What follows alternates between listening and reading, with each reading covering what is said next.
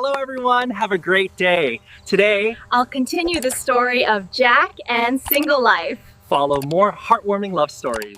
Jack had spent his entire life being seen. In boardrooms filled with glass and steel, his presence carried weight before he even spoke. People adjusted their tone around him, straightened their posture, chose their words more carefully. Power followed him like a shadow he could never step out of. But here, in this quiet mountain village, no one knew who he was. And for the first time in his life, Jack chose not to be recognized. He chose to disappear. It began on a cold morning before sunrise, when the village was still wrapped in mist, and the only sound was the wind brushing against wooden roofs. Jack stood outside Single Life's small house, holding a simple sack of rice in his hands. It felt strangely heavy, not because of its weight, but because of what it meant. In his world, helping someone usually involved contracts, signatures, publicity, or expectations. But here, there would be none of that. No one would know. No one would thank him. He placed the sack carefully by her door, adjusting the knot so it looked neat, almost like it belonged there. Then he stepped back into the shadows and left before the first rooster crowed. When Single Life opened the door later that morning, she froze. The rice sat there quietly, untouched, as if it had been waiting for her. Her first instinct was not gratitude, it was caution. She stood in the doorway for a long moment, eyes scanning the empty path, the trees, the distant roofs of neighboring houses. Nothing moved, no one watched. "Mom, where did this come from?" Bé Tôm asked sleepily, rubbing his eyes. "I don't know," she replied, her voice calm but guarded. She picked up the sack and carried it inside, but she didn't open it. Instead, she placed it in the corner of the room, as if waiting for the truth to reveal itself on its own. Across the narrow dirt path, behind the thick trunk of an old tree, Jack watched quietly. He had expected relief, maybe even a small smile. But what he saw instead was hesitation, and something in his chest tightened. Of course she didn't trust it, he thought. In her world, nothing came without a price. The realization stayed with him the entire day. So the next morning he tried again, more carefully this time. Instead of leaving the gift at her door, he placed a small sealed box near the village well where everyone gathered to draw water. It was ordinary enough not to attract too much attention, but visible enough that she would find it. Inside were simple medicines, fever reducers, vitamins, basic treatments. Nothing expensive, nothing flashy, just the kind of things a small child might need. Jack had written the instructions himself, deliberately changing his handwriting so it wouldn't be recognized if anyone ever saw it. He stood among the villagers as they gathered around the well that morning, dressed in simple clothes, his posture lowered, his presence unremarkable. Single Life arrived with Bé Tôm not long after. The boy noticed the box first. "Mom, look!" She immediately pulled him back. "Don't touch it." Her eyes moved carefully across the crowd, searching faces, reading expressions, looking for any sign of who might have left it. Jack kept his gaze neutral. Just another villager, just another face. After a moment, Single Life stepped forward and opened the box. When she saw what was inside, something shifted in her expression. Relief flickered first, then confusion, then a softness she quickly forced back down. "Who would leave this?" she murmured. Bé Tôm looked up at her with simple certainty. "Maybe a good person." Single Life didn't answer, because she no longer believed in people who gave without expecting something in return. That night, Bé Tôm developed a mild fever. It wasn't severe, but in a place where medical help was far away and money was always short, even a small fever could become something dangerous. Single Life sat beside him, her hand resting on his forehead, her eyes drifting again and again to the medicine box. She hesitated for a long time. Then finally, she opened it. From his small room across the path, Jack saw the dim light in her house stay on longer than usual. He knew what that meant. And for the first time in years, he felt something he hadn't felt in a long time. Not powerful, not important, just useful. The help continued over the next few days. Always small, always quiet, never enough to draw attention. A bundle of firewood stacked neatly behind her house before dawn. Fresh vegetables placed by the door after a night of heavy rain. New notebooks and pencils that somehow appeared in Bé Tom's school bag without anyone seeing who had put them there. Each time, Single Life searched for answers. Each time, she found none. But something inside her began to change. It wasn't trust, not yet. But it was no longer only suspicion. It was a question she couldn't ignore. Who was doing this? And why? One afternoon, dark clouds gathered quickly over the mountains and the wind picked up without warning. The roof of Single Life's house had been loose for weeks, and with the coming storm, it needed to be fixed.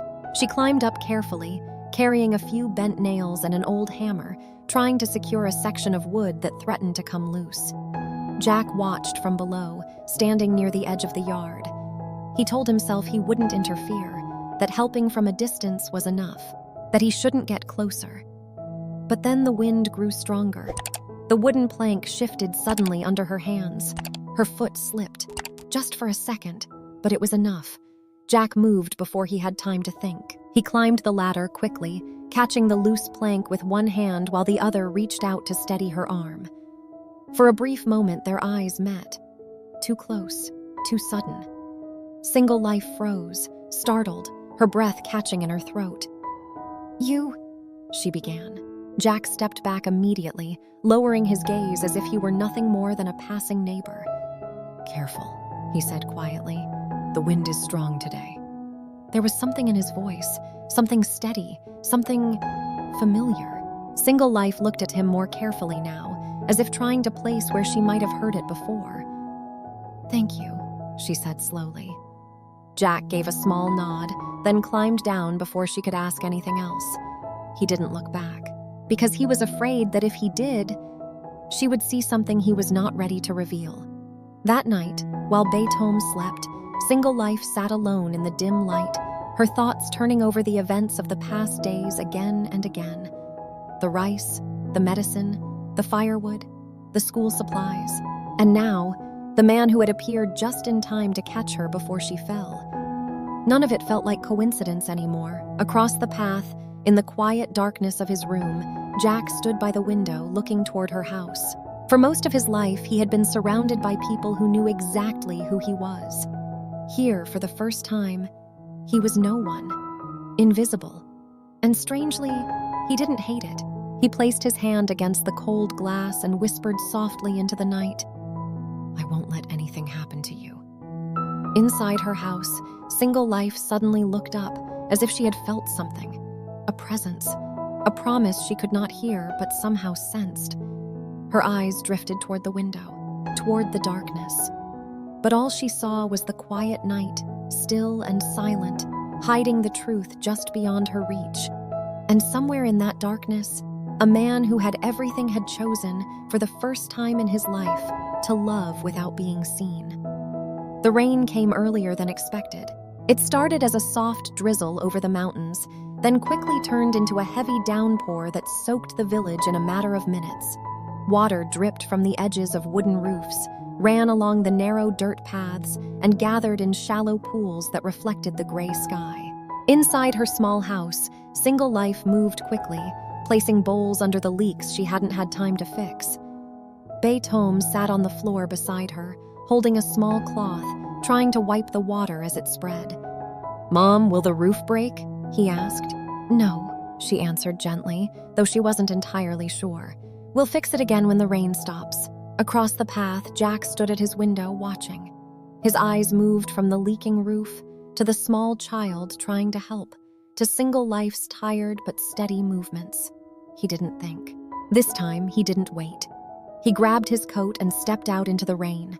When he reached her door, he knocked once. Single Life opened it cautiously.